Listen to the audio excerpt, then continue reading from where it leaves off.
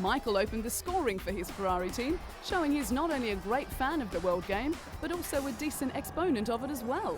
He led his Ferrari team to a resounding 4-1 win over the Italian singers. But despite Ferrari's comfortable victory, the result was unimportant. Through ticket sales and donations, the event raised in excess of $33,000 to help build a children's hospital in the Iraqi capital of Baghdad. Another light moment in a hectic schedule was a cook-off between the world champion and his racing partner Rubens Barrichello. In Melbourne for the 2003 Australian Grand Prix, the duo had the chance to compare their culinary skill, both preparing a tasty pasta dish. In the interests of fair play, the contest was declared a draw, with both men showing their skills aren't only confined to the track.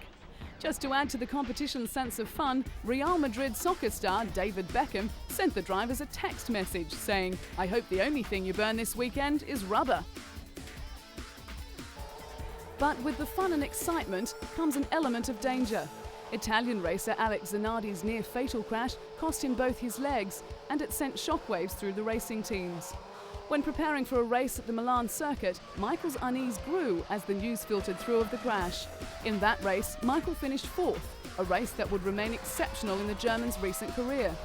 It was to show the last time he had been off the podium, and the only time since 2000, that he had finished a race outside the top three. For the rest of 2001, barring 2 retirements, Michael finished 14 times in the top 2 positions. In 2002, he had won a record 10 races, was second 3 times and third once. The impressive list showed the steely determination Michael was well known for, and he went on to break a series of records, including the most points scored in a single championship with 122, one less than his own 2001 record. Considered the best Formula One driver in the world and one of the best of all time, Michael's signature moves and famed aggression has allowed him to realize a dream that began over 25 years ago.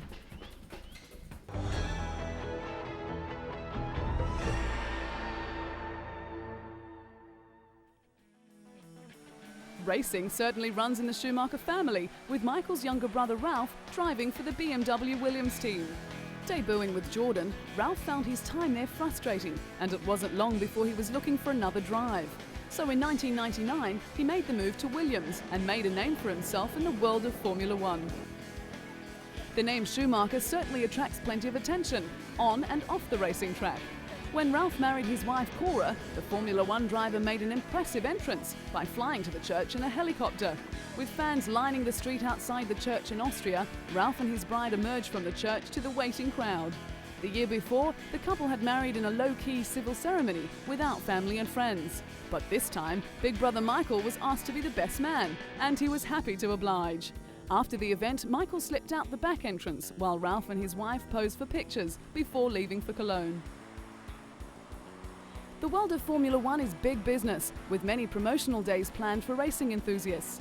When Ralph was in Russia, he found the time to support the Formula One Driving Day, which was set up to promote safer driving in Moscow. Road fatalities are commonplace in the Russian capital, and it seemed appropriate to see a Formula One driver at the wheel whilst navigating the dangerous roads. Ralph was only too happy to pass on his wisdom, but had to swap his racing car for a more modest mode of transport before signing a few autographs for the F1 fans. Formula One racing is an extremely dangerous sport, and the Williams team has experienced plenty of tragedy in their history. But with Ralph at the wheel, he has brought a new lease of life, bringing his determination and sheer skill to the famed racing team. It is a combination that has won the admiration of Formula One fans around the world.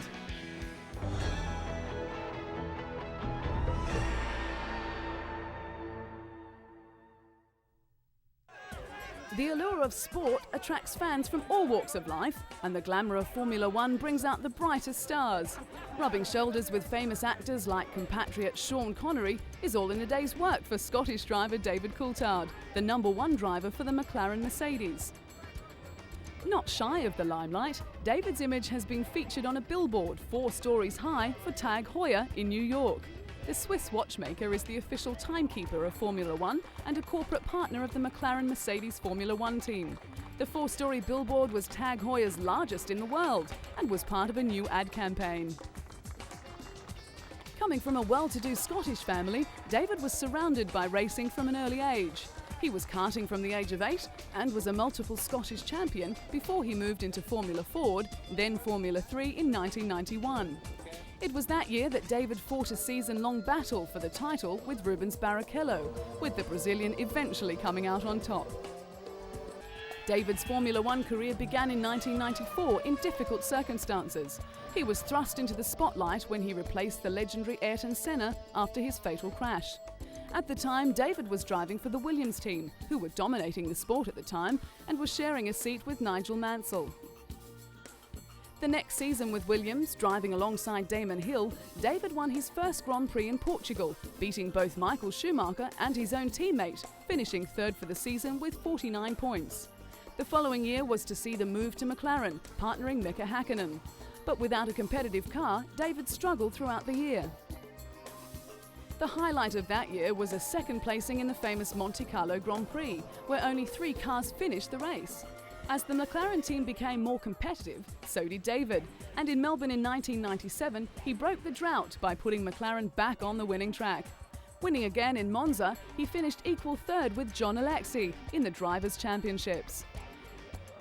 Over the course of the next few years, David had his share of ups and downs, with pit confusion, accidents, and the occasional mechanical problem, but it didn't slow him down too much. A serious plane crash in 2000 seemed to give the Scot a new perspective on life, but despite a very strong challenge for championship glory, he finished third in the standings. Despite his gallant efforts, David has been plagued with team reliability problems. And with the emergence of a very dominant Michael Schumacher in the Ferrari team, the task of reaching the top keeps getting harder and harder. But when he's racing head-to-head with the best drivers in the world, David's never-give-up attitude will always come to the fore.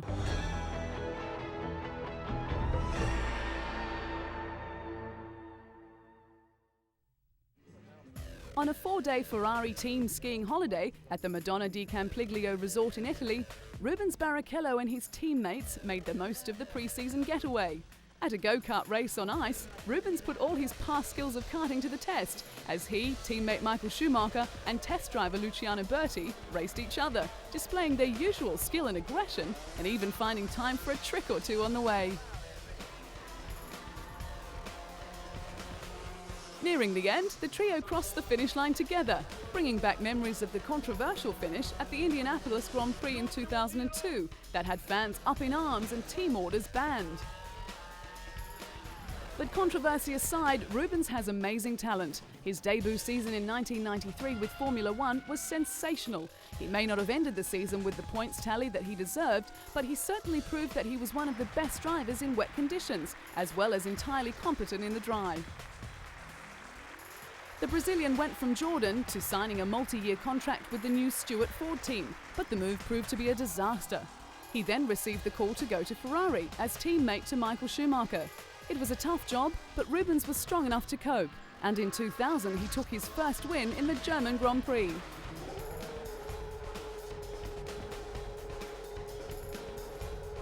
Before arriving at Ferrari though, Rubens had put in many hard years. The Jordan team began to suffer from reliability problems, even though the Brazilian had some brilliant results. 1996 proved to be a disappointing year, and Rubens parted ways with the Jordan team.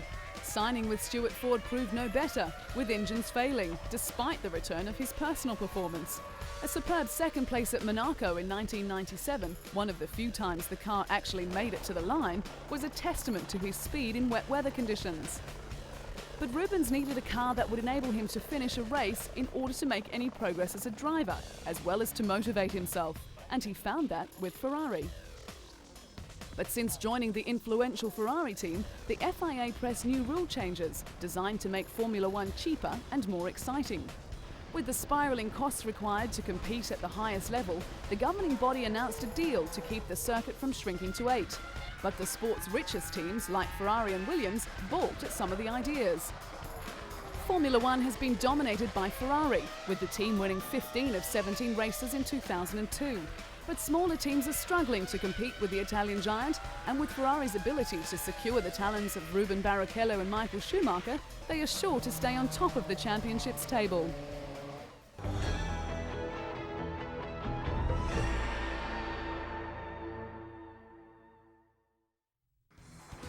Two-time Formula One champion Mika Häkkinen retired in 2002, ending a career that spanned for more than a decade.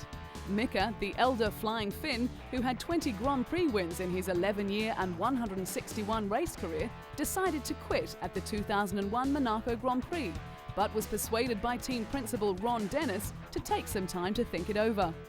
But the sabbatical failed to change his mind, and when the Finn visited the Monaco Grand Prix, it only strengthened his original decision. Mika and his former racing partner David Coulthard spent 6 seasons together in the longest Formula One partnership to date, and the Scot was sorry to see his friend go. But as sad as it was to leave the sport he loved, a relaxed Mika now spends his time between Monaco and Finland, enjoying his young son Huber and wife. With the hope of more children in the future, Mika has found a lifestyle worth enjoying. Retirement meant that the 2001 Indianapolis Grand Prix will go down in history as the Finn's last victory, as well as one of his most satisfying. The decision was more about, the time I want to spend with the family, to see the Hugo growing, spend time with my wife, and I simply also didn't want to hurt myself. I've been so much through in my career in Formula One, particularly in '95, so I did achieve so much. I thought it's not worth it anymore to push your luck further. Throughout his time at McLaren, he made a lifelong friend in team boss Ron Dennis. Ron stood by him after a near-fatal crash at the 1995 Australian Grand Prix in Adelaide, when the Finn speared into a wall at high speed in practice. Mika suffered head injuries and nearly suffocated until quick surgery by trackside doctors cleared his airways. But once racing is in the blood, it is hard to get it out of the system. And with 2 Formula One World Championships already under his belt, the retired 34-year-old decided to test himself on 4-wheeled racing of a different kind. The opportunity to race in his home rally just held too much appeal. Mika completed 3 days of practice on the frozen Kemijoki River in the north of Finland for his guest appearance as a Mitsubishi driver in the Arctic Rally. He admitted that he was enjoying the format immensely, but was also acutely aware of the difference between the driving styles and the pressures involved. He realized that having a world championship in one discipline did not mean a prospective championship in the other.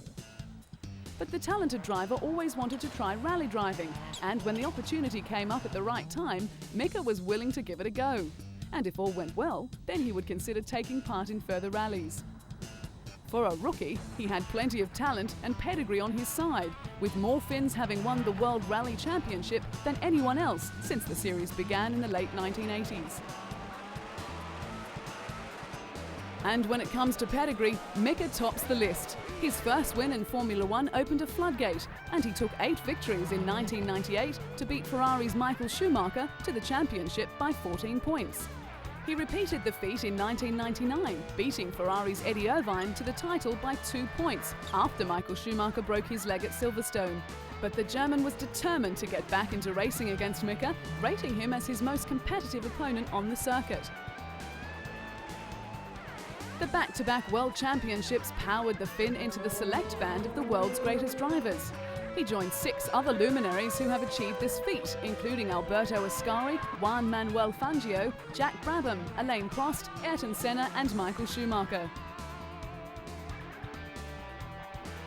In his final season, the Finn's thoughts were clearly elsewhere, and he finished 5th overall, despite wins at Indianapolis and Silverstone.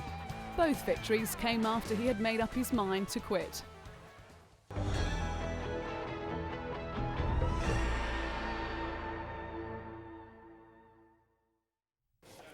Juan Pablo Montoya made an impressive debut into Formula One, fully justifying the faith shown in him by Frank Williams.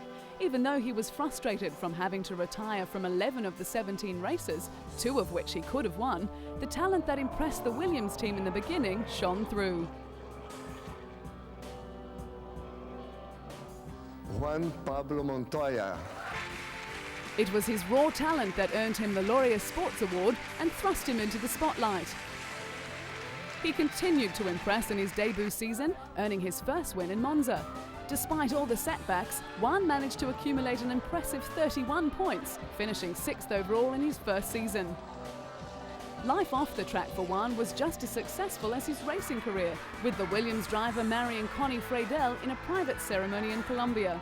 The couple were accompanied by 300 family and friends when they wed in the temple of Santo Toribio de Cartagena.